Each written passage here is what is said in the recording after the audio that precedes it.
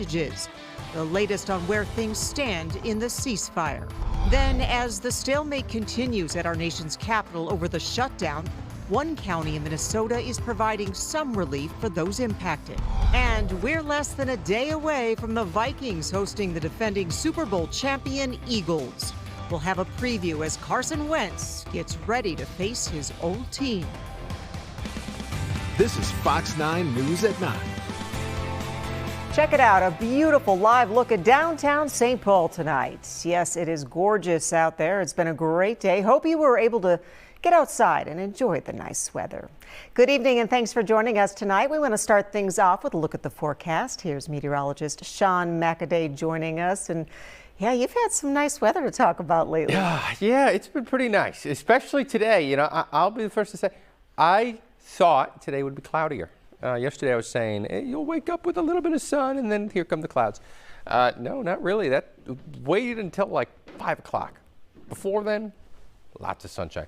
I'm speaking for the metro, by the way, but there were some sunny spots elsewhere. 54 degrees right now. Not too cool for this time of day, this time of year. Cooler than yesterday at this time, though yesterday we were still in the 60s, now in the 50s. You'll step outside and a light jacket will do. We were tracking rain showers pushing through the area. Most of these for the metro are now pushing into western Wisconsin. They're almost towards Eau Claire. Elsewhere, some on and off showers between Red Wing and Rochester in areas in southeastern Minnesota. All this blue stuff you see next to the Twin Cities right there, that's just radar scatter. That's actually not rain. The rain is done for the Twin Cities, at least for tomorrow. We could be talking about it on Monday, and we'll talk more about that coming up. But right now, temperatures in the mid-50s in the metro, where we were underneath some clouds and behind the cold front, so there's more cool air pooling right here in western Minnesota, temps in the 40s. Other than that, though, still not too bad. What we're expecting tonight, temperatures bottoming out in the metro in the low 50s before a beautiful day to get outside tomorrow. 60 degrees is coming our way. And then things start to slide again into next week. Stay tuned. All right, we will do that. Thank you, Sean. The streets were packed with protesters for the No Kings rallies. They oppose President Trump and his policies. Thousands gathering across the country and right here in Minnesota, the big one in Minneapolis. Fox 9's Leon Purvis spoke with a few of those in attendance, as well as the Minnesota GOP. Many were chanting Donald Trump has to go, holding up Dump Trump signs and dressed in No Kings costumes to make their voices heard. Hey, hey, ho, ho. Donald Trump has got to go. Hey, hey. Saturday, tens of thousands stood shoulder to shoulder, marching 1 foot at a time in unity. People had No King signs and outfits with one purpose in mind, demanding for change in the White House. I want to do something because I'm really tired of the way things are, and I want change to a more positive country again and less nonsense. All the stuff that Trump is trying to pass, like the Medicaid and the Medicare, I have that for my health issues, and I would be in a really bad place. One veteran said he had concerns about the Constitution. I took an oath as an officer to defend the Constitution, not an individual.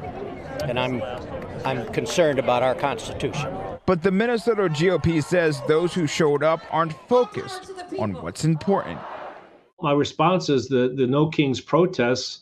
God bless them for voicing their freedom of speech, but I think it is grossly misguided.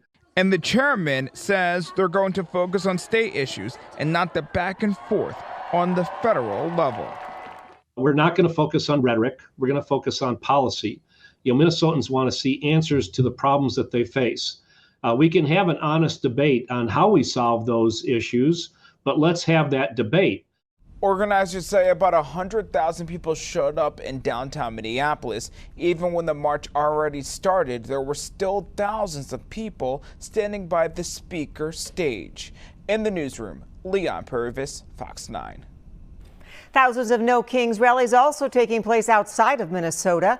Rallies big and small were happening all across the country, from our nation's capital to New York, Chicago, and Georgia. The mass mobilization is opposing the Trump administration's policies on immigration, education, and health care. While some Republicans are condemning today's demonstrations, many out on the streets are warning the administration's actions are leaning towards American authoritarianism. Authoritarianism and fascism is here today in America. And it is critical that every New Yorker and every single person who calls this country home stands up and fights back. They hate capitalism. They hate our free enterprise system. They hate our principles. They hate the ideas that we come in to work every day to fight. Protesters in Washington, D.C. say defending democracy is, quote, is the patriotic thing to do. Now, following the rallies, the Trump administration is turning to the Supreme Court to okay the deployment of National Guard troops in the Chicago area. This emergency appeal was filed Friday after lower courts blocked the deployment. A federal appeals court then refused to put the judge's order on hold. This comes the same day Chicago's interim ICE field director left his post, according to court documents. He was due in court on Monday to address concerns over crowd control measures by ICE agents. Tonight, a St. Cloud police officer died at the hospital days after he was involved in a crash while off duty. The crash happened just before 10 p.m. Monday on Highway 77, just south of 35E in Apple Valley. Minnesota State Patrol says 44-year-old Ryan Ebert was driving a truck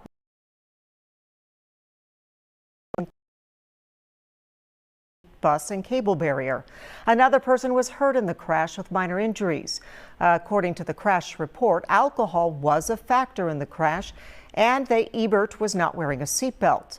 But in a statement from the St. Cloud police chief, he said Officer Ebert had a very small or trace amount of alcohol in his system, significantly below that which would ever lead to a person being considered impaired or driving under the influence. Ryan Ebert has been with the St. Cloud Police Department for 18 years. After his passing, Ebert donated his organs. The crash is still under investigation. Tonight, officials in Olmsted County confirming a new measles case. They say a young child has the measles. According to the Olmsted County Public Health Services, the child is under the age of 5, recently traveled outside the country, and is unvaccinated.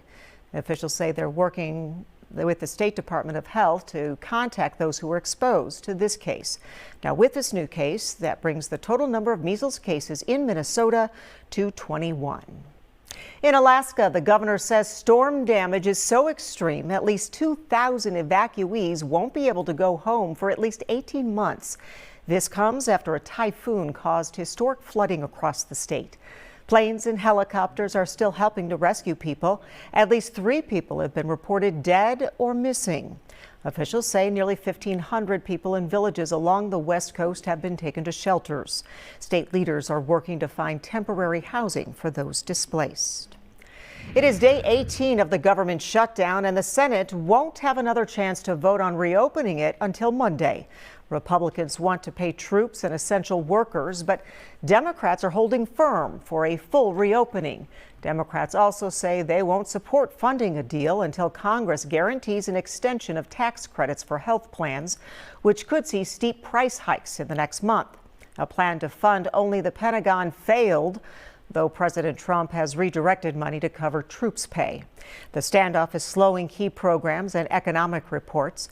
Meanwhile, a federal judge has paused the White House's push to cut government jobs. Layoffs have already begun. That's begun happening, and programs have already begun to get cut. And look, it's necessary. We should be helping the American people, not hurting them.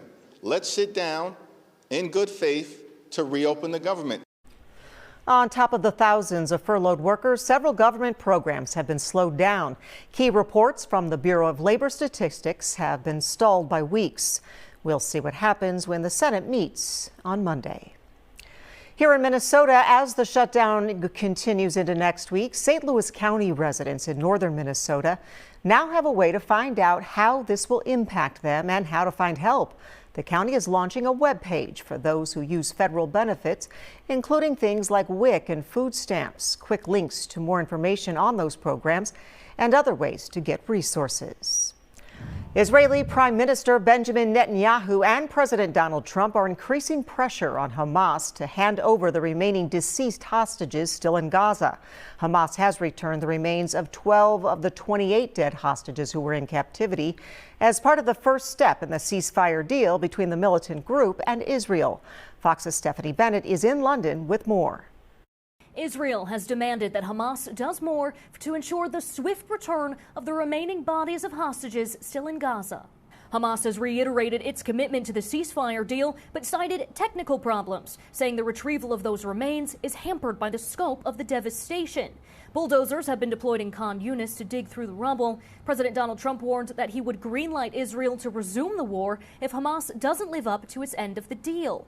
And the Israeli Hostage and Missing Families Forum said they won't rest until the remaining hostages come home and will continue their rallies in Hostages Square. For those returned, funerals are underway. Israel returned the bodies of 15 Palestinians to Gaza Saturday, bringing their total return to 135. And now, as those bulldozers plow through the rubble, more bodies are being found. The Hamas-run Gaza Health Ministry says the Palestinian death toll has now risen to 68,000. Hamas is accusing Israel of continuing its attacks and violating the ceasefire after Gaza's Civil Defense Service, run by Hamas, said multiple people were killed from the same family in Gaza City. The IDF said it was a suspicious vehicle that crossed the yellow line. They fired warning shots, but the vehicle continued to approach in a manner that posed an imminent threat. The truce is fragile. The truce is on paper. On the ground, we are dying. There's also confusion over when the Rafah border crossing will reopen. Now, the Palestinian embassy in Egypt says it will be Monday, but the Israeli Prime Minister's office says it will remain closed until further notice. In London, Stephanie Bennett, Fox News. The Wild back in action and looking to bounce back after a tough loss to the Capitals. An update on how they're doing against the Philadelphia Flyers. Plus, growing older isn't stopping one New Jersey woman from achieving success. We'll tell you about the incredible story of power and strength.